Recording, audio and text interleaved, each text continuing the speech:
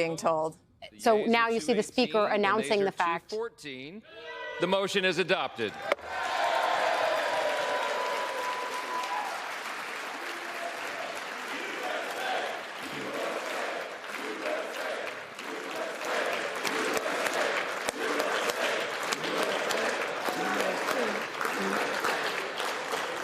Without objection, the motion to reconsider is laid on the table.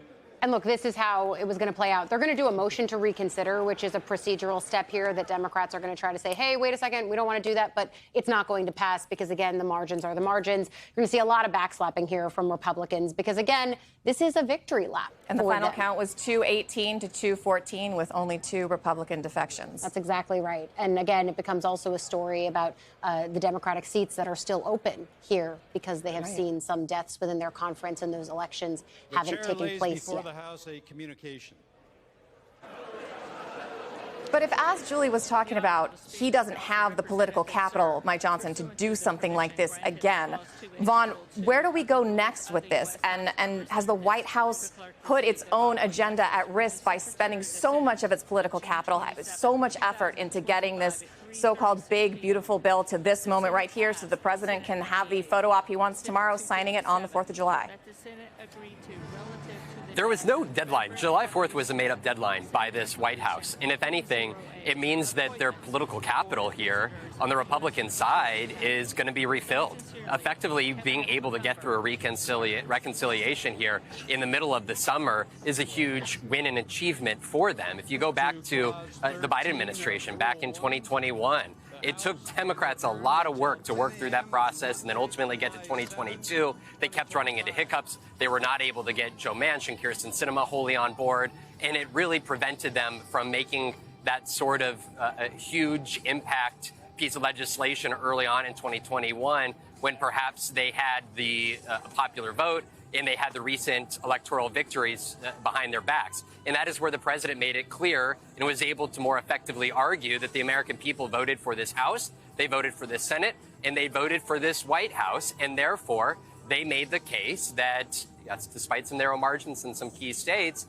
that the American people had given them agenda to go and implement in Congress. And that is what they are making the case that they are doing here today in July of 2025. He is going to sign this into law. Tomorrow, there's going to be a fireworks celebration on the White House grounds or on the National Mall grounds.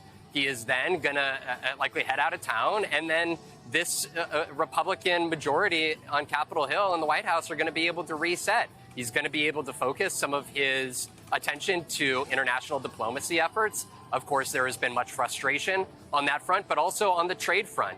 We should expect here in the coming weeks him to actually set tariff rates for multiple countries. He had said 90 deals in 90 days. That has not come anywhere close to happening here. So if anything, this allows him to take his attention from what is happening down Pennsylvania Avenue and instead direct it more full time to his economic policy in terms of bilateral relations with other key trading partners and also potential peace efforts overseas.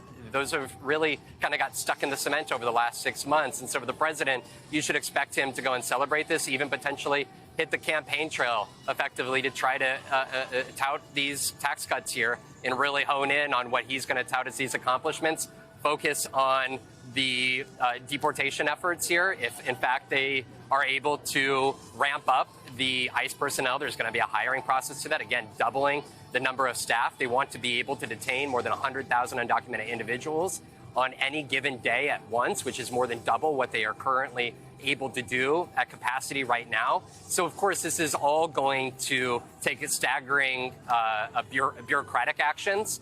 At the same time, for the president, I think when you're talking through the White House's eyes, their political capital could not be higher than it is right now than at any point it was since Inauguration Day. And if you saw that slate pop up, that's because the vote is done. Final numbers were 218 to 214. The big, beautiful bill, as the president likes to call it, has passed.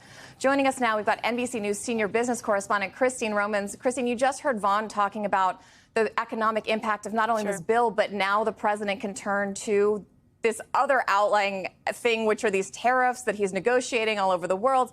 But, we originally were going to have you on today to talk about the jobs report. I do want to talk about that a little bit because it seems like they are a tad related, because economists have talked about how concerned they are about the U.S. national debt, about bonds, about the faith of the credit of the United States. This bill is not helping that. So why aren't we seeing that in the jobs reports, which are so strong? The jobs report is still strong. And, I'm going to zero in on something that you guys have been talking about here, the healthcare part of the economy. That has been a consistent driver, honestly, for several years.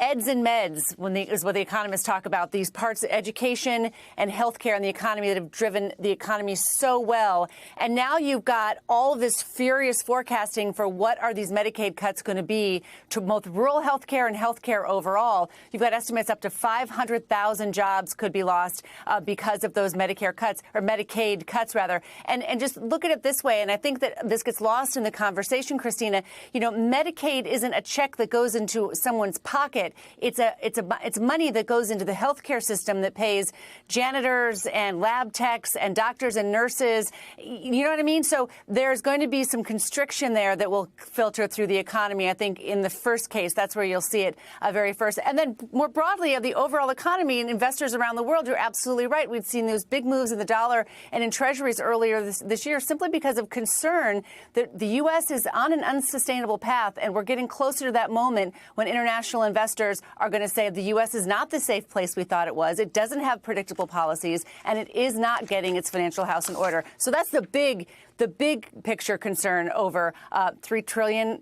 to $4 trillion in added debt because of this very, very big bill.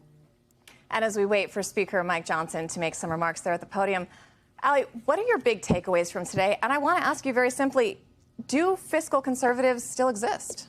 If they do, please stand up. Honestly, because I had Congressman Dusty Johnson on 2 hours ago. Time is kind of a flat circle. And even in defending this bill, he still made the point that this country is in a national debt crisis that Republicans had an opportunity here to solve. And this is something we heard when they were the minority over and over and over again. Exactly right. And I posed that question back to him, and he said, OK, I'm open to dealing in bipartisan fashion with that. OK.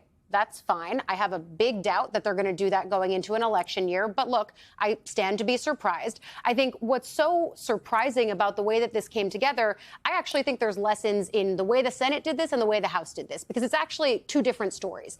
In the House, it's definitely a story about the power of President Trump not wanting to cross the MAGA agenda. Certainly, we see that with people like Ralph Norman, abandoning his deep concerns about the debt and fiscal responsibility and ultimately going along on this. But on the Senate side, it really does pose some questions for Republicans about what they could actually get for their constituents if they're willing to not just be swayed by the president. And that's the story of Senator Lisa Murkowski of Alaska. She was criticized for that, the polar payoff, and yet her constituents will be slightly less harmed by this legislation that even Republicans like Murkowski say is far from perfect.